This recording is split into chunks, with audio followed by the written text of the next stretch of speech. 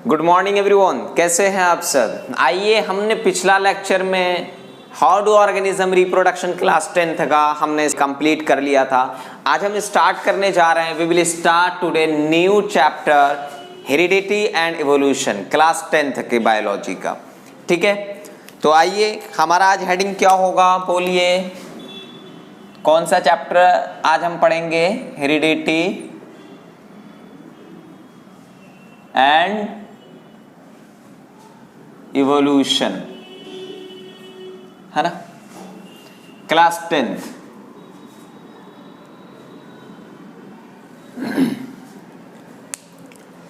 Actual में हमें इस चैप्टर में पढ़ना क्या होता है, जो आपको पहले दिख रहा है ना हेरिडिटी, तो ये हम जेनेटिक्स में पढ़ते हैं। और ये हेरिडिटी और जेनेटिक्स हमें ये बताता है कि जो ऑर्गेनिज्म में चेंजेस आ रहे हैं क्यों आ रहे हैं, या फिर जो ऑर्गेनिज्म है उसकी जो प्रोजेनी है, उसका जो बेबी है वो अपने पेरेंट्स के सिमिलर है क्यों, ऑर्गेनिजम्स अपने जैसा ही प्रोड्यूस क्यों कर रहा है, डिफरेंट क्यों नहीं हो रहा। ह्यूमन बीइंग का प्रोजेनी ह्यूमन ही क्यों है, एलिफेंट का प्रोजेनी एलिफेंट ही क्यों है, डॉग क्यों नहीं हो रहा। तो ये सारी चीजें हम लोग इसमें डिस्कस करेंगे जेनेटिक्स में। ठीक है, तो एक्चुअल में बच्चों अगर मैं बोलूं जेनेटिक्स की बात करूं, जेनेटिक्स की अगर हम बात करें तो फादर ऑफ जेनेटिक्स कहलाते हैं कौन? फादर ऑफ जेनेटिक्स मेंडल साहब कहलाते हैं। फादर ऑफ जेनेटिक्स कौन है बोलिए जरा, साइंटिस्ट का नाम? जी.जे. मेंडल। जी.जे. मेंडल। ये बेचारे पैदा हुए थे कब? 22 जुलाई 1822 और इनका डेथ हो गया कब बोलिए जरा? 1884 में। ये लाइफ स्पैन है इनका, याद रख सकते हैं तो याद रख लें, वैसे कोई खास ज़रूरी नहीं है, बस ये ज़रूर याद रखना फादर ऑफ जेनेटिक्स कौन कहलाते हैं? जी.जे. मेंडल साहब। ठीक है, व्हाट इज जेनेटिक्स? जेनेटिक्स है क्या भाई? जेनेटिक्स जो है ये ब्रांच है किसका? बायोलॉजी का, ब्रांच ऑफ बायोलॉजी, जिसमें हम क्या डील करते हैं? In which we deals the study of inheritance and variations. क्या बात कही हमने। जेनेटिक्स है क्या भाई? बायोलॉजी का ब्रांच है जिसमें हम डील करते हैं इनहेरिटेंस और वेरिएशन को। अगर मैं आपको बोलूं कि इनहेरिटेंस क्या होता है, इनहेरिटेंस, तो आपका पता है क्या जवाब आएगा? सर पहले बताओगे फिर तो मैं बताऊंगा, तो ठीक है पहले मैं ही बता देता हूं। अगर आपसे बोलूं यार वेरिएशन भी बता दो, तो सर बोलेंगे कि आप बोलेंगे सर आप पढ़ा दो फिर मैं बता दूंगा। तो चलिए मैं पहले पढ़ा ही देता हूं, है ना। अगर मैं इनहेरिटेंस की बात करूं तो जो करेक्टर्स पेरेंट से प्रोजेनी में ट्रांसफर हो, उसे हम क्या बोलते हैं? इनहेरिटेंस। तो मैं बोल सकता हूं कि करेक्टर्स या फिर traits transformed from parents to the progeny, इसे ही हम क्या बोलते हैं? इनहेरिटेंस।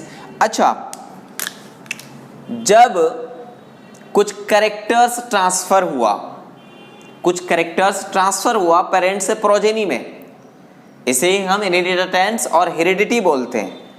तो कुछ ना कुछ वेरिएशंस आपको देखने को मिलेंगे ना यार, ये कैरेक्टर जाने की वजह से तो कुछ ना कुछ चेंजेस तो आपको मिलेगा ना, तो उसे ही हम क्या बोलते हैं? वेरिएशंस। तो अब मैं बोल सकता हूं वेरिएशंस का भी डिफिनेशन कि degree by which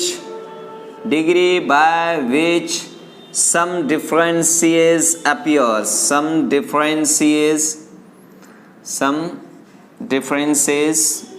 appears in individual। तो इंडिविजुअल में जो कुछ डिफरेंसेस हमें देखने को मिलते हैं due to the transformation of characters and traits, ठीक है, उसे हम क्या बोलते हैं? वेरिएशन। इतनी चीजें आपको समझ में आई है ना। अब बच्चों मैं आपको कुछ चीजें, कुछ टर्म्स आपको मैं बताऊंगा, ठीक है। वो ये है कि आपको अभी जब मैं बोलूंगा डायहाइब्रिड क्रॉस, मोनोहाइब्रिड क्रॉस, तो उसको समझने के लिए आपको कुछ चीजें बहुत जरूरी है समझना।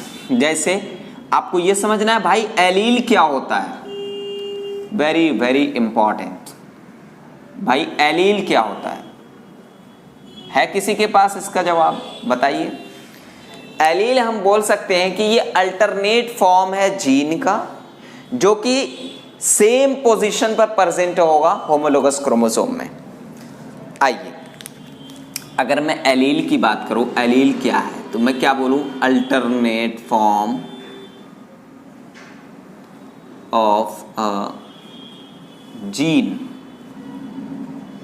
which located on same position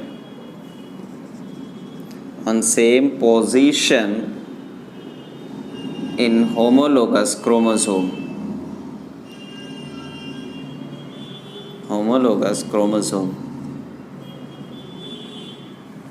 ठीक है। ऐसे नहीं आएगा लैंग्वेज से समझ में। तो आपसे अगर कोई एलील पूछे तो आप बोलेंगे क्या कि अल्टरनेट फॉर्म है जीन का। जैसे मैं समझाऊं, ये एक क्रोमोसोम, ये एक क्रोमोसोम, ठीक है। अब ये क्रोमोसोम में मान लीजिए यहाँ पे और यहाँ पे, यहाँ पे, यहाँ पे, ठीक है। मैंने पोजीशन को मैंने यहाँ पे पहले दर्शा दिया है। अगर इस पोजीशन पे मान लीजिए कैपिटल टी प्रेजेंट है, यहाँ पर भी एलील कैपिटल टी प्रेजेंट है, तो सेम पोजीशन पे हो गया ना। यहाँ पर मान लीजिए स्मॉल टी परसेंट है, यहाँ पर भी क्या स्मॉल टी परसेंट है, तो मतलब सेम पोजीशन पर यानी होमोलोगस क्रोमोसोम के सेम पोजीशन पर जो अल्टरनेट फॉर्म जीन का प्रेजेंट होता है, यही क्या है, एलील है। यही क्या है, एलील है। यही क्या है, एलील है। अब तो नहीं भूलेंगे, कभी नहीं भूलेंगे।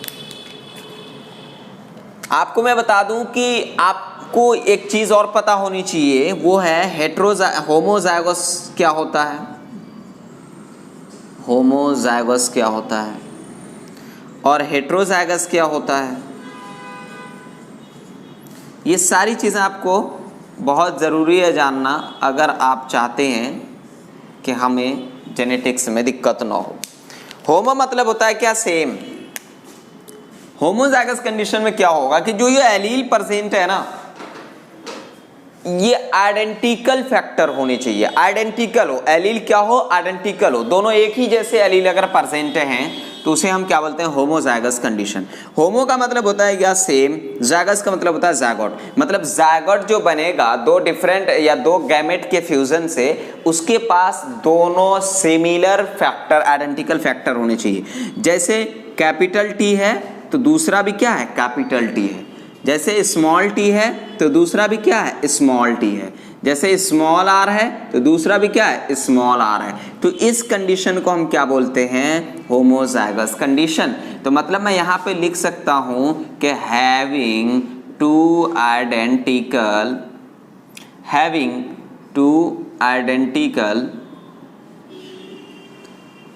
फैक्टर्स या एलील। समझ में आई बात, हैविंग टू आइडेंटिकल फैक्टर्स या फिर एलील। समझ में आई बात। अब हेट्रोजाइगस की बात करें, अगर आप होमोजाइगस समझ गए हैं तो हेट्रोजाइगस भी समझ जाएंगे। हेट्रो मतलब डिफरेंट, मतलब कि ऐसा जायगोट जिसमें दो जो एलील हैं वो दोनों के दोनों एक दूसरे से बिल्कुल डिफरेंट है। जैसे मैं अगर बात बताने की कोशिश करूं, कैपिटल टी है तो दूसरा क्या है, स्मॉल टी है। एक स्मॉल टी है तो दूसरा क्या है, कैपिटल टी है। एक स्मॉल आर, एक कैपिटल आर है तो दूसरा क्या है, स्मॉल आर है। एक कैपिटल सी है तो दूसरा क्या है, स्मॉल सी है। समझाने के लिए तो मैं बोल सकता हूँ इसके बारे में कि हैविंग टू डिफरेंट फैक्टर्स। समझ में आई बात। अब एक चीज और, हमने क्या पढ़ लिया, होमोजाइगस पढ़ लिया, हेट्रोजाइगस पढ़ लिया, ठीक है। अब आपको एक चीज और पता होनी चाहिए, वो है बोलिए ज़रा क्या है वो, कि फिनोटाइप क्या होता है और जीनोटाइप क्या होता है। आप जब क्वेश्चन करेंगे डायहाइब्रिड मोनोहाइब्रिड के बेसिस पर, तो वहाँ पे आपसे पूछा जाएगा कि मोनोहाइब्रिड का फिनोटिपिक रेशियो क्या है और डायहाइब्रिड का फिनोटिपिक रेशियो क्या है या जीनोटिपिक रेशियो क्या है। तो ये चीज़ समझने के लिए हमें क्या पढ़ना होगा, एक तो फिनोटाइप। फिनोटाइप में होता क्या है कि भाई एक बंदा हमें दिख रहा है, वो बंदा लंबा है, तो मैं देख के क्या बोल रहा हूँ कि टॉल है, तो ये फिनोटाइपिक रेशियो है।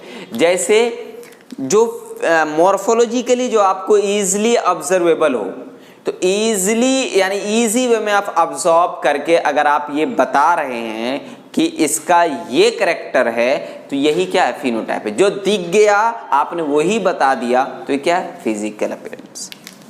ये क्या है, फिनोटाइप। तो फिनोटाइप के केस में क्या होता है बोलिए ज़रा।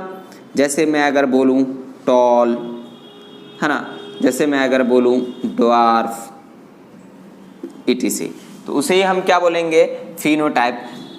अब जैसे मैं यहाँ पे एक लैंग्वेज भी लिख दूँ फिनोटाइप का छोटा सा, क्या, external and morphological appearance. External and morphological, ये बिल्कुल अपना बनाया हुआ है, इसीलिए आई होप कि आपको अच्छे से समझ में आएगा। एक्सटर्नल एंड मॉर्फोलॉजिकल अपीयरेंस, जो बाहर से आपको दिख गया वो बताया, कोई काला है कोई गोरा है, आपने बता दिया, है ना। अगर मैं जीनोटाइप रेशियो की बात करूं,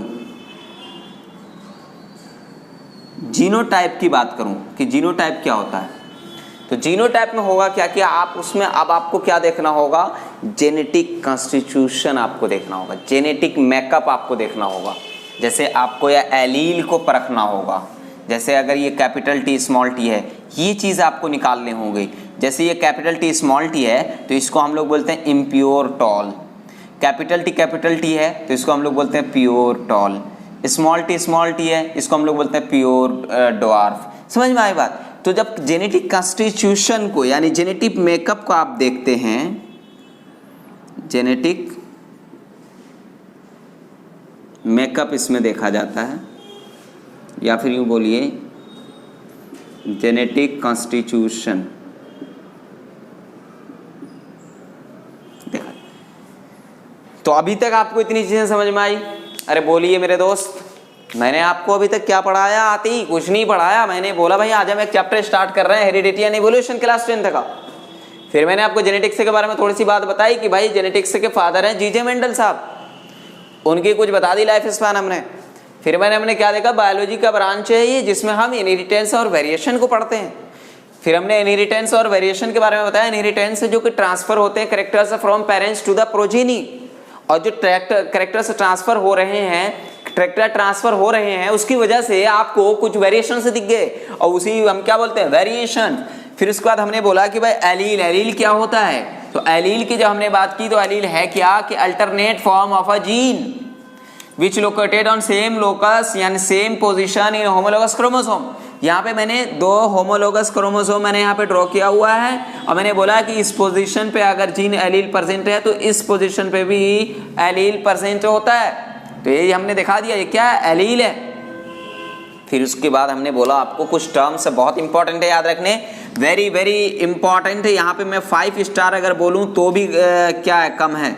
5 स्टार अगर मैं बोलूँ तो भी कम है। समझ में आई बात, बहुत इंपॉर्टेंट। होमोजाइगस कंडीशन क्या होता है भाई, दोनों जो एलील हैं आपके, दोनों जो फैक्टर हैं वो सेम हो, आइडेंटिकल हो एक दूसरे के। जैसे कैपिटल टी है, स्मॉल टी है, स्मॉल आर है, तो हैविंग 2 आइडेंटिकल फैक्टर, ठीक है। हेटेरो में डिफरेंट होगा, मतलब एक कैपिटल टी तो एक स्मॉल टी, यानी हैविंग 2 डिफरेंट फैक्टर्स। समझे, जब आप क्रॉस करेंगे ना मोनो हाइब्रिड, तब ये बहुत अच्छी तरीके से वहां पे मजा आएगा समझने में, है ना। अब आज ये फिनोटिपिक रेशियो हमने बता दिया कि जो आपको एक्सटर्नल मॉर्फोलॉजिकल जो अपीयरेंस के बेसिस पर आपने इजीली ऑब्जर्व करके जो आपने बताया कैरेक्टर को, वही क्या है, फिनोटाइपिक।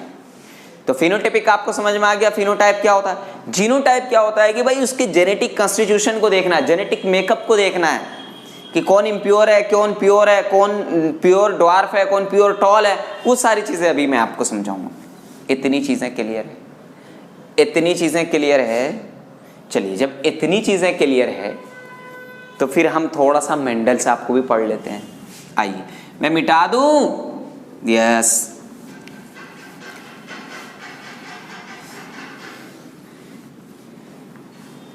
अच्छा, अब मेंडल साहब ने अपना एक्सपेरिमेंट कौन से प्लांट पे किया था, बोलिए जरा, आपको पता है कुछ क्या? पी प्लांट पे। कौन से प्लांट पे? पी प्लांट पे। तो मेंडल साहब जो हैं,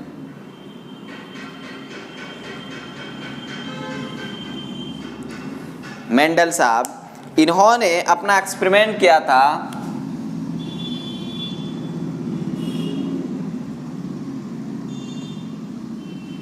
started his experiment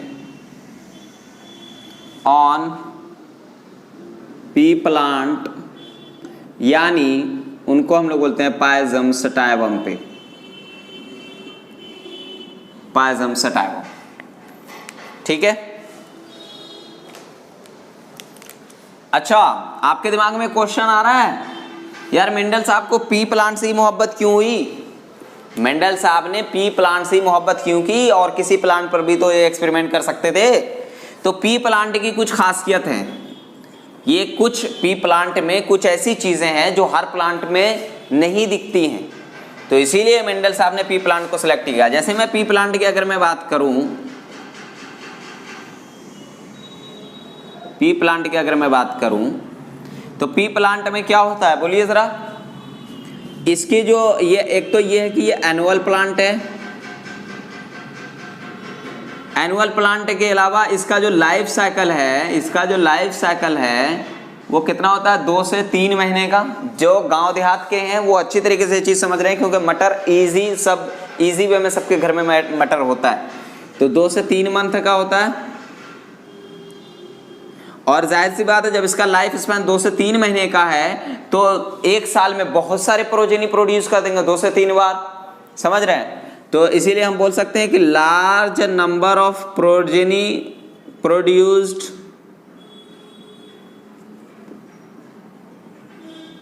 एक तो ये चीज खासियत देखी उन्होंने।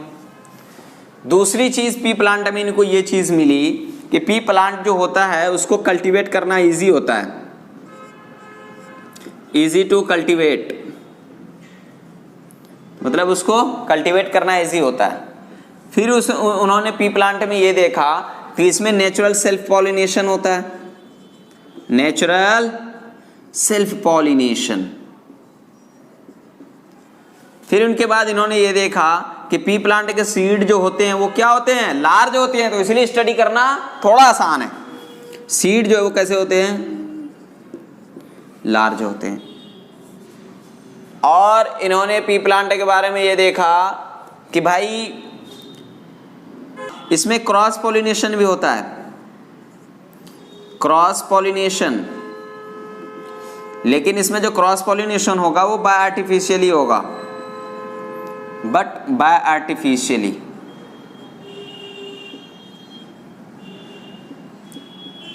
समझ में आई बात? तो बहुत सारे कैरेक्टर्स, बहुत सारी चीजें इनको इसमें दिखा, इसीलिए इन्होंने पी प्लांट को ही सिलेक्ट किया। समझ में आई बात? तो पी प्लांट को सिलेक्ट करने का इनका ये सब रीजन था। अब इन्होंने पी प्लांट पर जो एक्सपेरिमेंट किया था, इन्होंने 7 पेयर ऑफ कंट्रास्टिंग कैरेक्टर लिया था। कितना लिया था? मैं यहां पे लिख देता हूं शॉर्ट में, 7 पेयर ऑफ कंट्रास्टिंग कैरेक्टर्स इन्होंने लिया था। 7 पेयर ऑफ कंट्रास्टिंग कैरेक्टर्स हैं, तो टोटल कितने कैरेक्टर हो गए? 14 कैरेक्टर्स। 7 पेयर है ना, तो टोटल कितने हो गए? 14। जैसे उन्होंने क्या क्या लिया था, मैं आपको एक बताने की कोशिश करूं कि उन्होंने जैसे कि स्टेम हाइट की बात की, उन्होंने स्टेम हाइट में उन्होंने देखा कि कुछ के स्टेम हाइट जो है वो बिल्कुल टॉल हैं, कुछ के क्या हैं? ड्वार्फ नाटे हैं। उन्होंने जैसे दूसरे नंबर में बात करूं, उन्होंने फ्लावर कलर को देखा था। उन्होंने क्या देखा था? फ्लावर कलर को देखा था। तो कुछ फ्लावर कलर उनको कैसा वॉलेट दिखा और कुछ उनको कैसा दिखा, बोलिए जरा, वाइट दिखा। तो इस टाइप का उन्होंने बहुत सारे कैरेक्टर को लिए पेयर की फॉर्म में, फिर जाकर के उन्होंने अपना एक्सपेरिमेंट किया। समझ में आई बात? तो बहुत सारी चीज, फ्लावर कलर लिया, फ्लावर पोजीशन लिया था उन्होंने, पोर्ट शेप लिया था, पोर्ट कलर लिया था, है ना, सब एक एक करके 7 पेयर ऑफ कैरेक्टर्स उन्होंने लिया था, फिर जाकर के स्टडी की थी। ठीक है, तो अब आइए हम लोग थोड़ा सा स्टार्ट करते हैं। अब क्या हमने क्या पढ़ा दिया अभी इसके बाद कि मेंडल साहब ने पी प्लांट पर अपना एक्सपेरिमेंट किया था, पायजम सटाइवम पर। कब एक्सपेरिमेंट किया था? 1856 में इन्होंने स्टार्ट कर दिया था और 1863 तक चलता रहा। ये आप चाहें तो लिख लें, याद रखना हो तो, नहीं तो कोई जरूरत नहीं है, आगे पढ़ेंगे आप अगर बायोलॉजी रखेंगे 11th-12th में। तो पी प्लांट को क्यों सिलेक्ट किया था? क्योंकि एनुअल प्लांट थे, लाइफ साइकिल 2 से 3 महीने का होता था। 2 से 3 महीने जिसके लाइफ साइकिल होंगे उसमें बहुत सारे larger number of progeny produce होंगे। इजी है इसको कल्टीवेट करना, इसमें नेचुरल सेल्फ पॉलिनेशन पाया जाता है और सीड इसके लार्ज होते हैं, क्रॉस पॉलिनेशन आर्टिफिशियली होता है। और पी प्लांट में उन्होंने कितने पेयर्स लिए थे? 7 पेयर्स ऑफ कंट्रास्टिंग कैरेक्टर्स, यानी टोटल 14 कैरेक्टर को उन्होंने लिया था। तो क्वेश्चन दोनों तरफ पे आ सकता है कि how many characters will be selected in P plant in experiment of Mendel's law. तो आप क्या बोलेंगे कि 14 कैरेक्टर्स। अगर आपसे बोले कि हाउ मेनी कंट्रास्टिंग कैरेक्टर्स, तो फिर आप क्या बोलेंगे? 7 पेयर ऑफ कंट्रास्टिंग कैरेक्टर। समझ में आई? बच्चे याद रखेंगे आप ये सब चीज। चलिए अब हम देखते हैं जरा सा मोनोहाइब्रिड क्रॉस। अब हम क्या देखेंगे? Monohybrid cross. अरे मोनोहाइब्रिड क्रॉस स्टार्ट होने से पहले एक चीज मैं आपको बता दूं प्यारे बच्चों, बोलो तो बता दूं, अगर आपकी इजाजत हो तो बता दूं, बता ही दूं यार। आपको 2 कंडीशन में आपको कंट्रास्टिंग कैरेक्टर आपको दिख सकते हैं। कितने कैरेक्टर? कितने में? 2 कंडीशन में। या तो वो कैपिटल टी हो या फिर वो कैपिटल टी हो, या फिर वो कैपिटल टी स्मॉल टी हो। यही तो 2 ही कंडीशन में आपको दिखता है। या तो वो प्योर टॉल होगा या फिर इम्प्योर टॉल होगा, या फिर वो स्मॉल टी होगा, या तो प्योर नाटा होगा, प्योर ड्वार्फ। ठीक है, तो आप एक चीज याद रखिएगा, जो कैपिटल फॉर्म हम आपको शो करेंगे ना, तो उस कैपिटल फॉर्म से आप ये याद रखेंगे कि मैं डोमिनेंट को बता रहा हूं। किसको बता रहा हूं? डोमिनेंट को। और जब मैं स्मॉल लेटर में लिखूंगा, तो आप ये समझेंगे कि मैं किसको बता रहा हूं? रिसेसिव को मैं बता रहा हूं। समझ में आई मेरे बच्चों? ये बातें समझ में आ गई आपके? ठीक है, अगर मैं इसकी बात करूं तो इसमें ये वाला डोमिनेंट है और ये वाला क्या है? रिसेसिव फॉर्म है।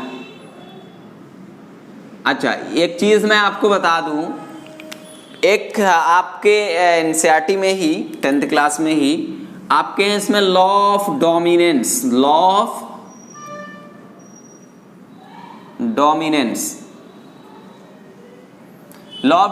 क्या होता है? बोलिए जरा। लॉ ऑफ डोमिनेंस में ये है कि जो डोमिनेंट कैरेक्टर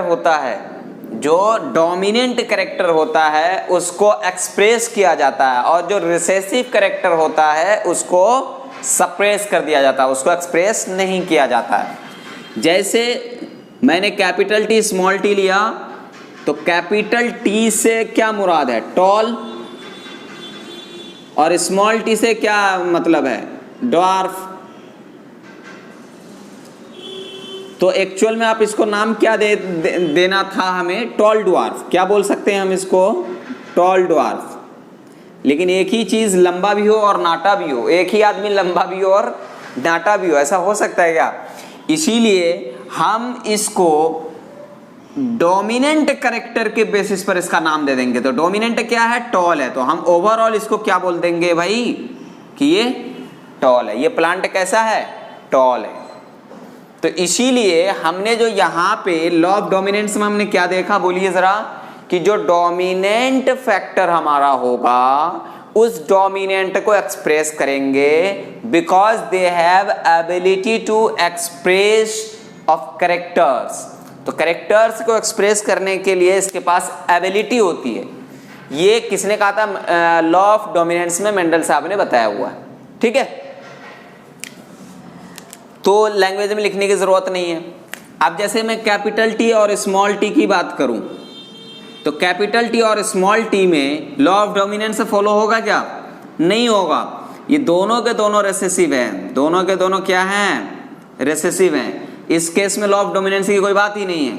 लेकिन यहीं पर अगर मैं कैपिटल आर स्मॉल आर की बात करूं तो ये क्या हो जाएगा? राउंड होगा या येलो होगा? बोलिए जरा। राउंड होगा।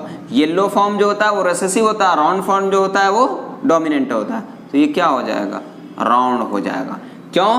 क्योंकि कैपिटल आर किसको डिनोट करता है? राउंड को। और स्मॉल आर किसको डिलेट करता है? बोलिए जरा। ग्रीन को। ठीक है, सॉरी रिंकल्ड को। स्मॉल आर रिंकल्ड को। ठीक है,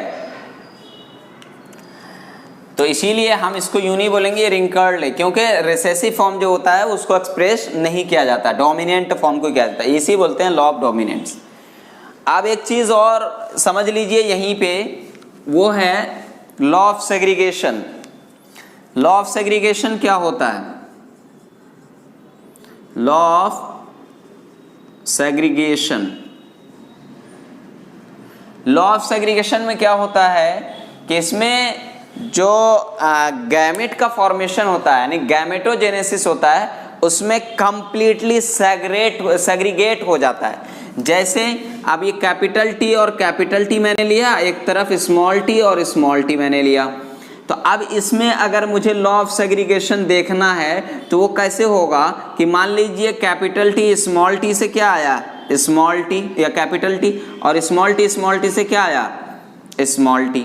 समझ में आया? तो यहाँ पे क्या हो रहा है? गैमेट का फॉर्मेशन हो रहा है, तो इसीलिए हम क्या बोल सकते हैं? गैमेटोजेनेसिस। अब एक चीज याद रखिए आप कि लॉ ऑफ सेग्रीगेशन में होता क्या है, मैं आपको बता दूं कि जो पेरेंट बॉडी है वहां से जो गैमेट बनेगा, वहां से जो गैमेट बनेगा वो रैंडमली सेग्रीगेट कर जाएगा कंप्लीटली। ठीक है, और वो प्योर फॉर्म में क्या होगा? सेग्रीगेट करेगा।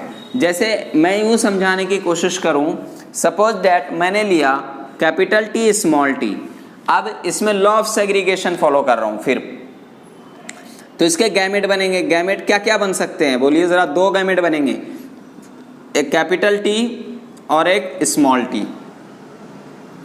अब मुझे बताइए, एक स्मॉल टी गैमेट बना और एक कैपिटल टी गैमेट बना, तो क्या ये प्योर बनाना, इसमें कोई मिक्सिंग नहीं ना है?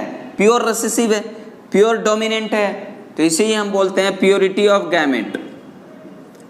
इसे ही हम क्या बोलते हैं? Purity of gamete. समझ में आई बात? यहां पर ये क्या फॉलो हो रहा है? गैमेटोजेनेसिस। समझ आता? लॉ ऑफ सेग्रीगेशन समझ में? सेग्रीगेशन का मेन मीनिंग होता है सेपरेशन, सेपरेट होना। तो यहां पर देख रहे हैं कैपिटल टी स्मॉल टी में से स्मॉल टी अलग सेपरेट हो गया, कैपिटल टी अलग सेपरेट हो गया, मतलब गैमेट के फॉर्म में चला गया। तो ये चीज आपको थोड़ा सा भी समझना है, लेकिन जब मैं अभी डायहाइब्रिड मोनोहाइब्रिड पढ़ाऊंगा ना, तो वहां पे आपको ये चीजें समझ में आएगी, क्योंकि वहां पे पहला काम मेरा होगा लॉ ऑफ सेग्रीगेशन को फॉलो करना, यानी गैमेटोजेनेसिस करवाना। तो आइए हम आप देखते हैं क्या? Monohybrid cross.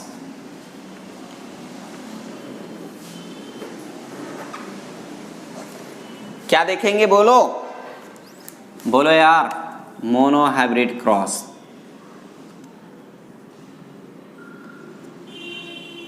Monohybrid cross. Mono का मतलब सिंगल और हाइब्रिड का मतलब मिक्सिंग। ठीक है, अब देखिए मोनोहाइब्रिड में हमें क्या करना है? मोनोहाइब्रिड क्रॉस में एक ही कॉन्ट्रास्टिंग कैरेक्टर्स के पेयर को लेना है, तो one pair of contrasting characters. तो मैं इसमें डेफिनेशन लिख सकता हूं कि इसमें क्या इनहेरिट होगा, तो मैं लिख दूं inheritance of single pair of contrasting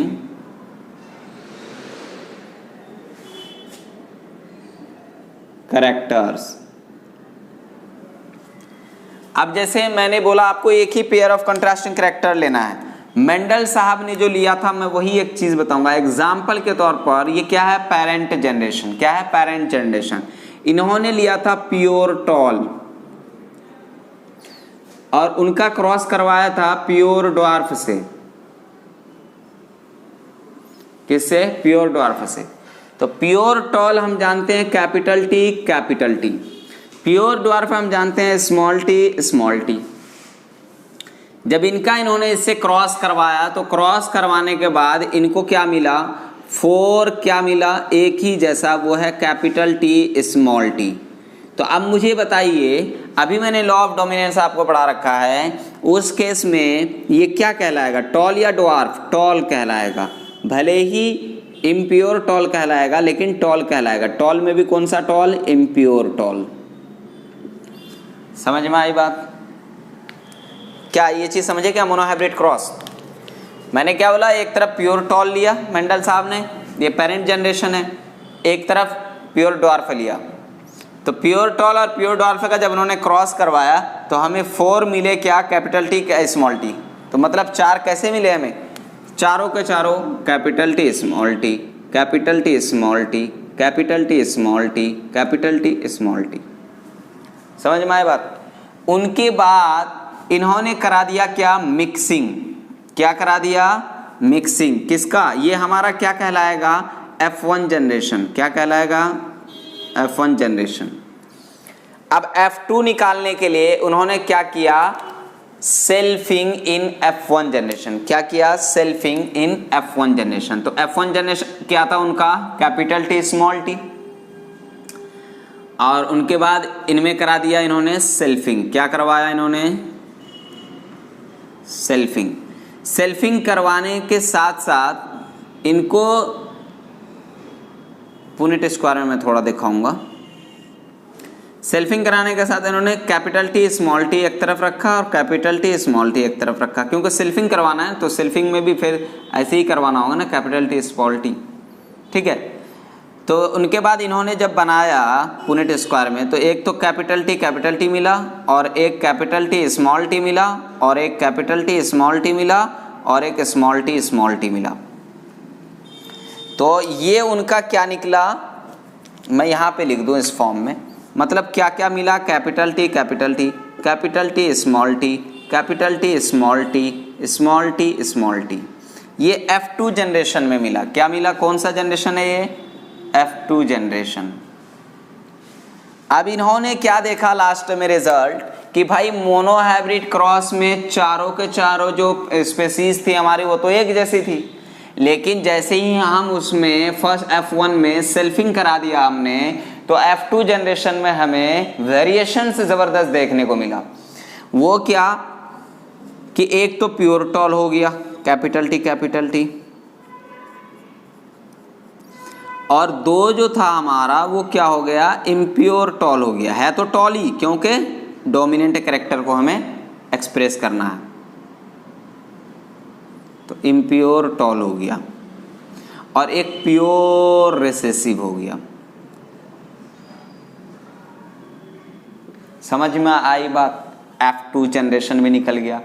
F3 भी निकाल सकते हैं आप। इसमें सेल्फिंग कराओ पूरा प्योर टॉल मिलेगा, इसमें सेल्फिंग कराओगे तो वही सेम हालात में मिलेंगे।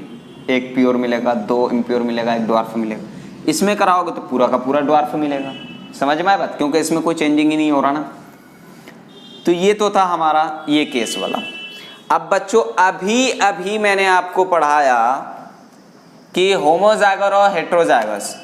तो F1 जनरेशन में जो क्रॉस कराया था, तो F1 जनरेशन जो हमें मिला था पेरेंट जनरेशन में क्रॉस कराया था ना प्योर टॉल प्योर ड्वार्फ में, तो F1 जनरेशन हमें कैसा मिला था? होमोजाइगस कंडीशन या हेट्रोजाइगस कंडीशन? बोलो। Heterozygous condition.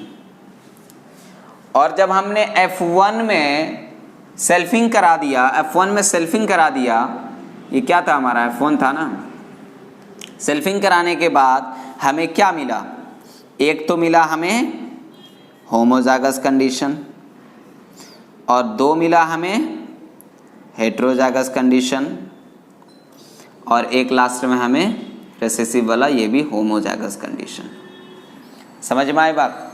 अब मैं ये क्यों बता रहा हूँ होमोजाइगस हेट्रोजाइगस, क्योंकि आपको निकालने हैं क्या, बोलिए, आपको निकालने हैं phenotypic ratio and genotypic ratio. अगर मैं फिनोटिपिक रेशियो, अगर मैं F1 जनरेशन की बात करूं इन मोनोहाइब्रिड क्रॉस, अगर मैं फिनोटिपिक रेशियो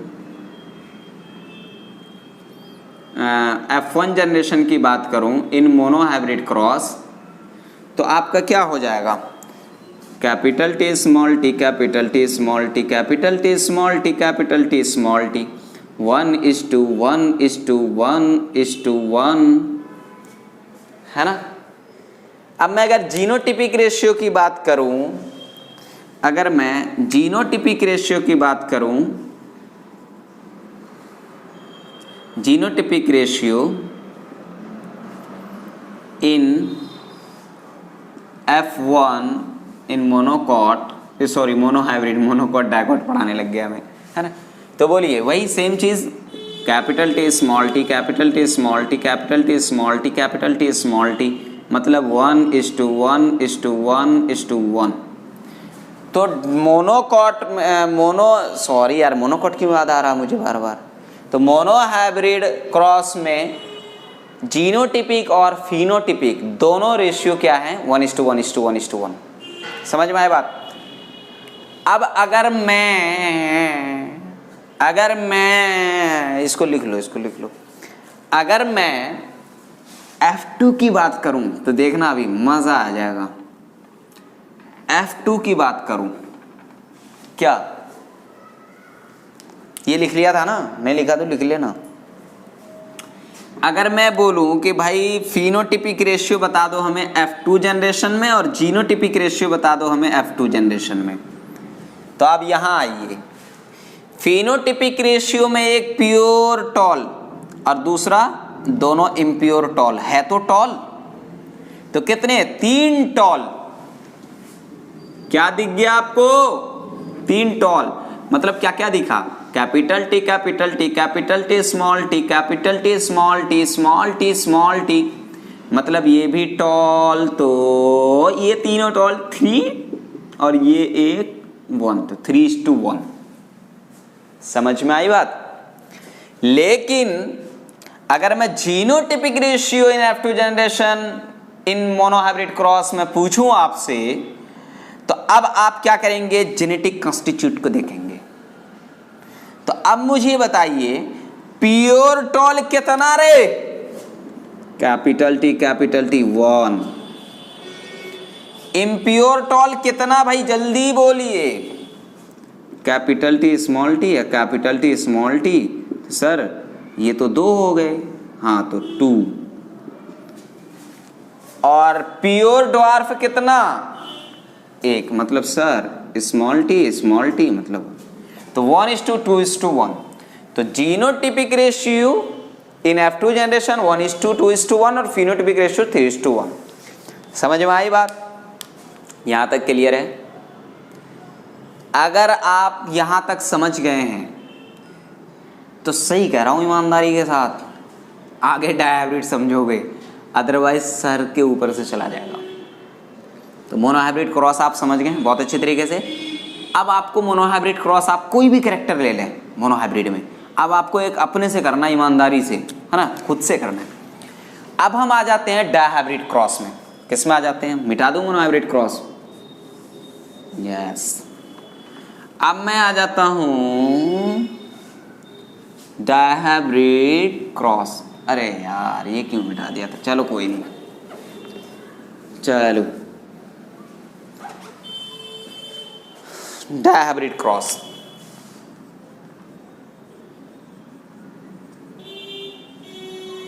डाय मतलब 2, हाइब्रिड मतलब 2 कंट्रास्टिंग ट्रेड्स लेने हैं इसमें। तो वही चीज़ें हैं, मैं यहाँ पे वही लाइन लिखूँगा, inheritance of two contrasting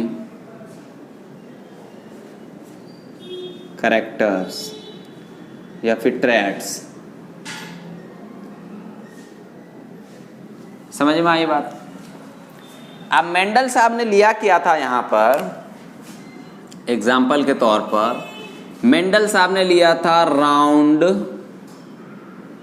yellow, एक तरफ कंट्रास्टिंग लेना है ना, दूसरी तरफ जो उनका क्रॉस करवाया था वो क्या लिया था उन्होंने, रिंकल्ड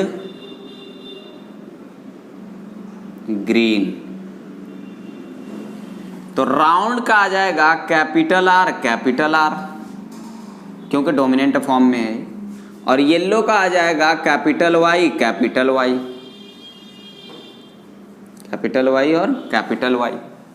रिंकल्ड का आ जाएगा स्मॉल आर, ऐसे थोड़ा सा ऐसे, स्मॉल आर, और ग्रीन का हो गया स्मॉल वाई और स्मॉल वाई।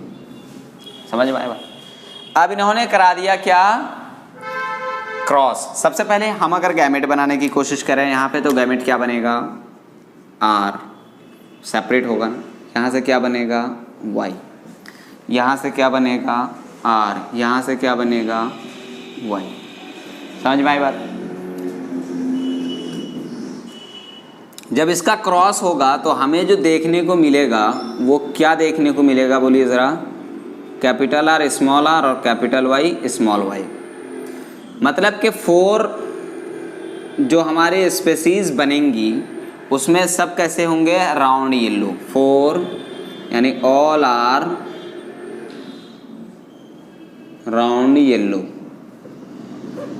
कैसे सब राउंड येलो हैं, क्योंकि अभी मैंने आपको बोला था पिछला अभी जो टॉपिक चल रहा था हमारा, कि अगर ये कैपिटल आर स्मॉल आर है तो कैपिटल आर को ही रिप्रेजेंट करना है हमें, स्मॉल आर को नहीं। तो इसीलिए हम इसको ओवरऑल क्या बोलेंगे, राउंड।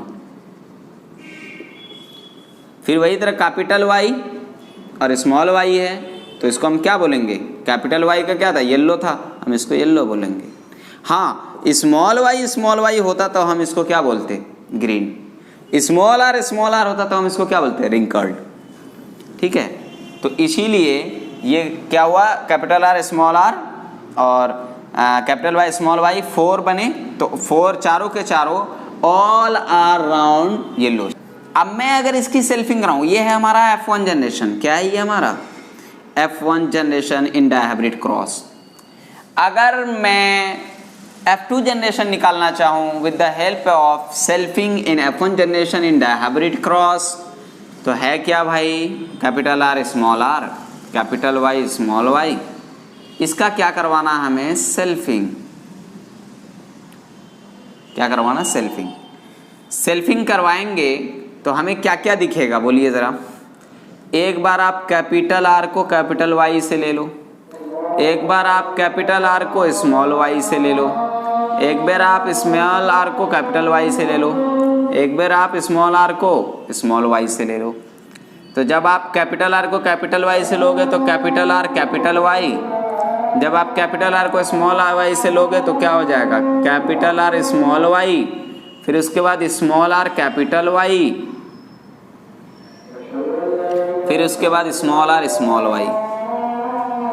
ठीक है, तो सेल्फिंग कराने के वक्त हमें सबको रखने हैं क्योंकि दोनों लेने पड़ेंगे। तो मैं देखो आप सेल्फिंग करा रहा हूं जरा सा।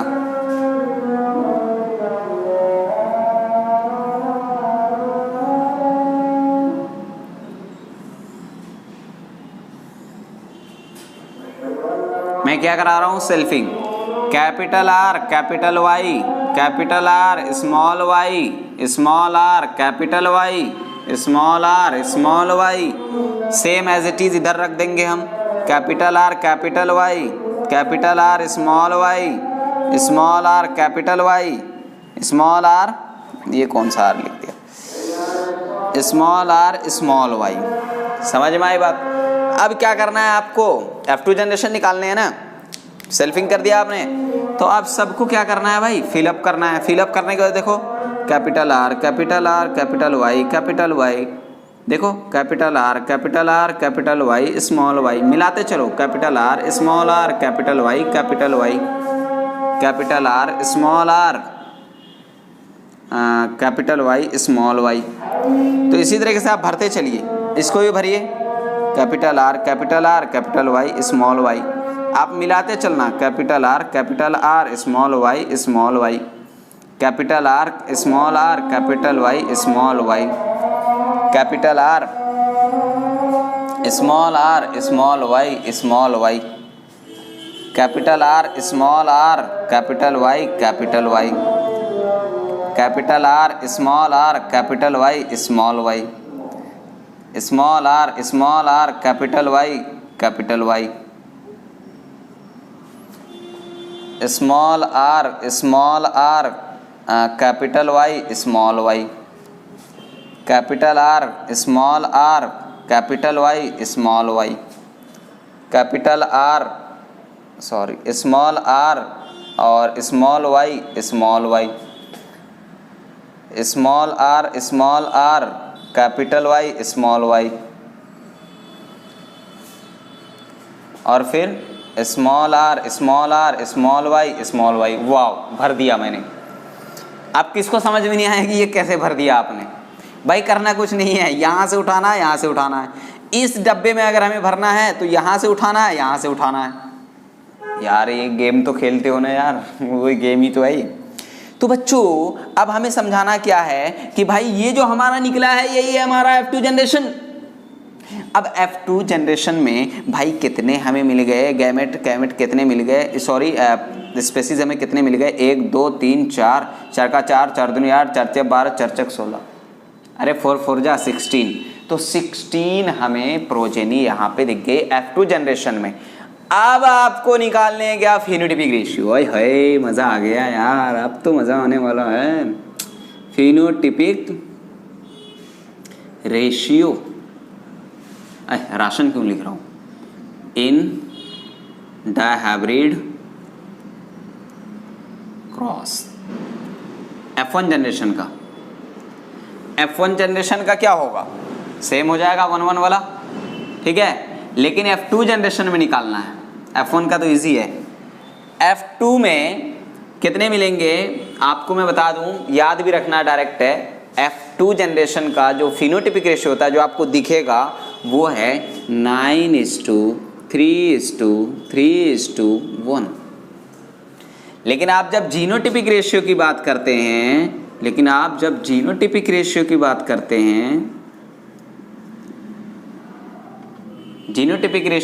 करते हैं, तो उस केस में इन डायहाइब्रिड F2 जनरेशन में क्या होता है बोलिए जरा? 1:2:1, सॉरी 2:4:1:2:1:2:1। सर ये कैसे याद रखेंगे? 1:2:2:1:4:2:2:4, ये कैसे याद रखेंगे? तो आप याद ऐसे रखेंगे 12:24:12:12:1, 12:24:12:12:1। ये है genotypic ratio in dihybrid F2 generation. अब सर निकल तो गया, लेकिन कैसे निकला? तो वो आपको करनी है। वो कैसे करना है? आपको करने हैं। जैसे फिनोटिपिक रेशियो में आपने क्या देखा? आपने फिनोटिपिक रेशियो में ये देखा कि भाई कितने राउंड हैं, कितने राउंड येलो हैं, यही तो देखा और आपने निकाल दिया। तो भाई ये देखो round yellow, round yellow, round yellow, round yellow, round yellow, round green, round yellow, round green, round yellow, round yellow, wrinkle yellow और रिंकल्ड येलो, और बोलिए ज़रा राउंड येलो और राउंड ग्रीन और रिंकल्ड येलो और रिंकल्ड ग्रीन। तो अब आप समझ गए होंगे कि फिनोटिपिक रेशियो में कितने राउंड ग्रीन दिखे, कितने राउंड येलो दिखे, ठीक है। और लास्ट में आपको एक ही दिखा है, वो क्या है, रिंकल्ड ग्रीन, ये वाला केस, तो लास्ट में आपको दिख गया। अब जीनोटिपिक रेशियो में आपको क्या देखना है, 1 एक तो हमें ऐसा दिखा, फिर उसके बाद 2 हमें कैसा दिखा, ऐसा दिखा, तो इस टाइप से आप निकाल सकते हैं यहाँ से। समझ में आए बात। तो चलिए हम लोग नेक्स्ट क्लास में थोड़ा सा देखेंगे कि भाई गैमेट इतना करने की क्या ज़रूरत है सर जी, हमें कुछ ऐसा बता दो जो हम डायरेक्ट निकाल लें। ये मत बताओ सर जी, ये मत बताओ, हमने डायरेक्ट बताओ जो हम प्रोजेनी डायरेक्ट निकाल लें। मसला हो रहा है ये भाई, ये मान लीजिए सर 16 बनाने थे, मैंने तो बना दिया, लेकिन 64 बनाने हैं, तो उसके लिए मैं आपको फॉर्मूला दूंगा अगले क्लास में, और कुछ फॉर्क लाइन मेथड भी दूंगा। फटाफट आप बता सकते हैं कि कितने बनेंगे। समझ में आए बात। तो चलिए ठीक है बच्चों, तो आज हम अपना क्लास यहीं पर कंप्लीट करते हैं। जितनी चीज़ें मैंने आपको पढ़ा दी है वो सारी चीज़ें आप याद रखेंगे, फिर हम लोग मिलते हैं नेक्स्ट लेक्चर में इससे आगे। Okay bye.